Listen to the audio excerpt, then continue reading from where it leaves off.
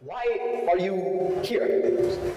Now, this question can be interpreted in dozens of different ways, from why am I even alive to why am I on this specific chair right now? And it's the latter that I'm asking. Why would you come here to this conference? I really hope it wasn't because of the free food. So then, why did you come? Was it because you wanted to hear all these new original ideas and these original concepts, or maybe you were just bored? But you knew why you came here, and you made sacrifices to get here, even if they weren't much. A brief explanation of where you would be, and a big chunk of your Saturday, not the day most people would want to throw away.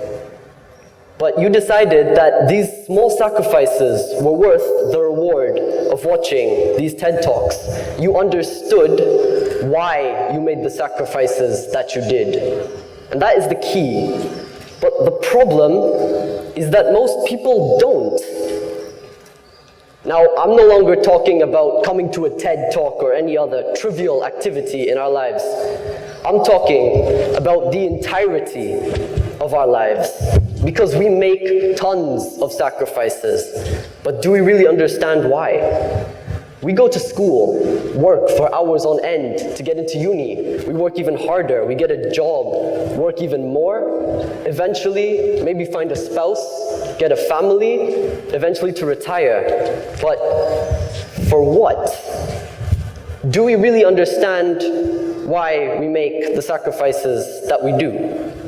So then, why did we do all of this? Was it because society told us to? No, it can't be that. That's dumb. Right? Well, then maybe we did all of this purely because of our evolutionary-driven urge to procreate, cocooned in a desire for financial stability.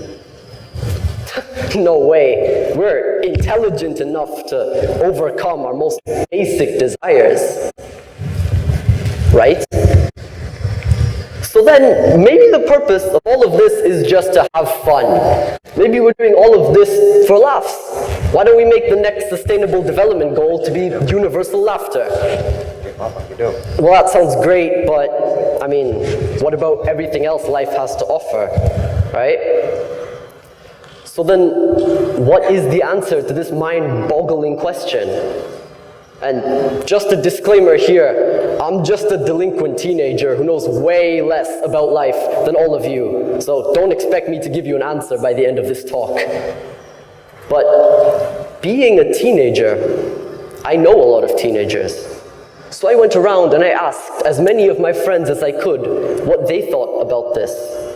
What do teenagers think? What do they want by the time they're on their deathbed? And surprisingly, most of the people I asked told me to go away. But those that listened, those that answered me, I got that most of us want two simple things in our lives. The first is to be part of a loving family. And the second is to get richer than rich. Now, we can all agree that the point of school is to prepare us to achieve what we want in the future. But I'm no economics student, but if you look at the top 1%, Bill Gates, Jeff Bezos, Warren Buffett, they didn't get where they are because of school. School didn't prepare them to get there. So we've got a problem here. School isn't preparing us for what we want to achieve in the future. And that leaves us with two possible solutions to this problem. The first is to change school to be purely about how to make money and how to raise a family. And that's obviously impossible, because it just kind of seems like it would run society into a ditch, right? That means we need to change what teenagers want. And that seems much harder, but it isn't. But in order to do this, we need a subject. A subject that you can teach to a 5-year-old, something you can teach from the basis of educations upwards. Such a subject would have to educate kids and get them to understand why they make all the sacrifices they do, to get them to find within themselves what they value and learn how to pursue it. Such a subject would teach kids how to be happy and how to criticize the norms of society. Luckily for us, this subject exists, and it's called philosophy. But what is philosophy? I'm sure all of you have heard the word, but what really is it? Well, according to the Oxford Dictionary, it's the study of the fundamental nature of knowledge, especially when considered as an academic discipline. And there are 6 branches of philosophy: epistemology, logic, metaphysics, ethics, aesthetics, and political philosophy. Now, these are lots of big words and you don't have to understand them right now. But if you're interested in this, by all means, when you get home, start your research. And for those of you viewing this online, you can just change the tab. You can listen to me speak in the background while you read something far more interesting.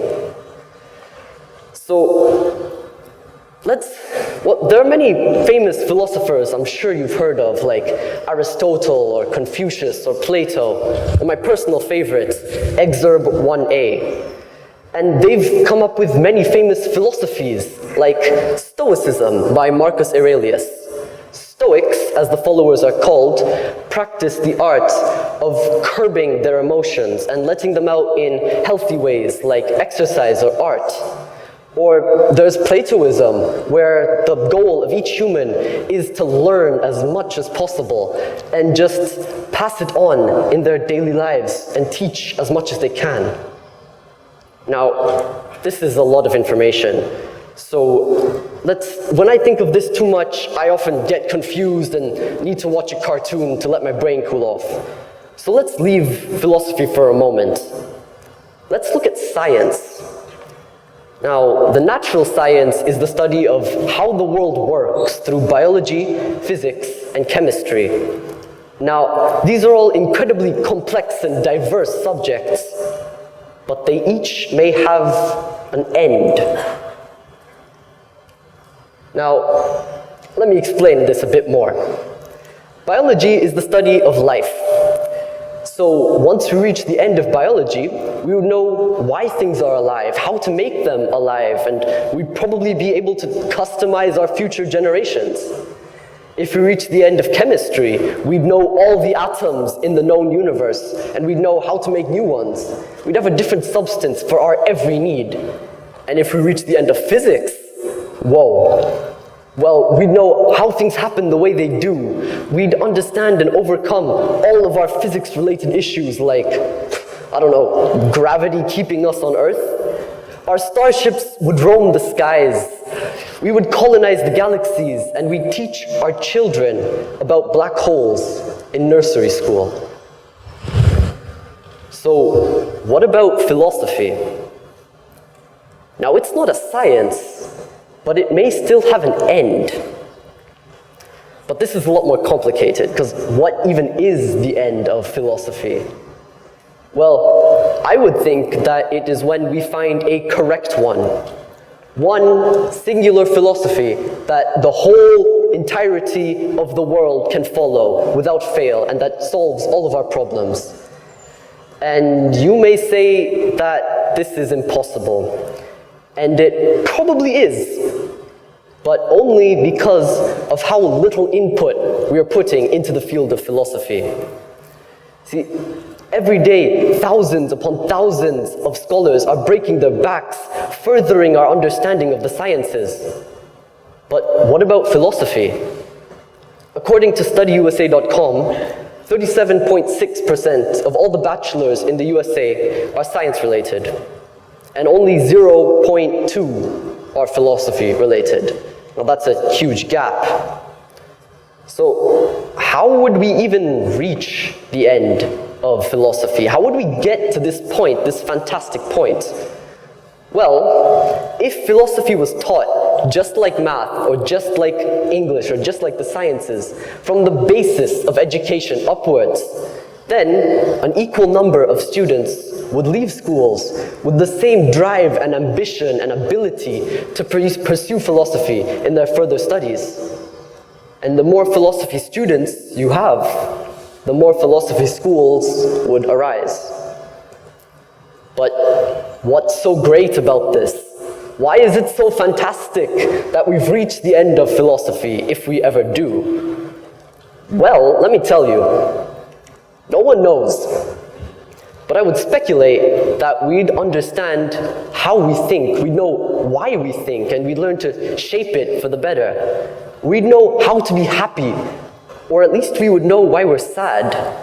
We'd be able to find what we want in our lives and build a step-by-step ladder to pursue it. We would find the perfect mix between humility and ambition. And issues like war and climate change would be distant memories. And that sounds like a load of science fiction, right? Well, let me tell you right now, and understand this, that every word I have just uttered is completely and utterly science fiction. But just in the same way that a flying metal bird cruising through the sky would be science fiction to your average man in the 1800s. So, do you remember when I told you all those big words of hedonism and Platoism and nihilism? Yeah, they're big fancy words, but what if I told you that you already practice these philosophies in your everyday life and you just don't know it? Let's say you've got an assignment due and a deadline coming up, but there's another episode of Netflix coming out, right? Like, I'm gonna watch that first. That's hedonism, the practice of prioritizing the pleasure of the now. Or maybe you just saw a scary news headline on coronavirus, and you thought, wait, what? No, that can't be true. So you did a bit of research to find out about it, and then you realized that, fake news. That's Platoism, the practice of learning more. So now imagine if you knew and understood each of these different philosophies, just in the same way you know how to multiply 3 by 4, or that you know that the mitochondria is the powerhouse of the cell.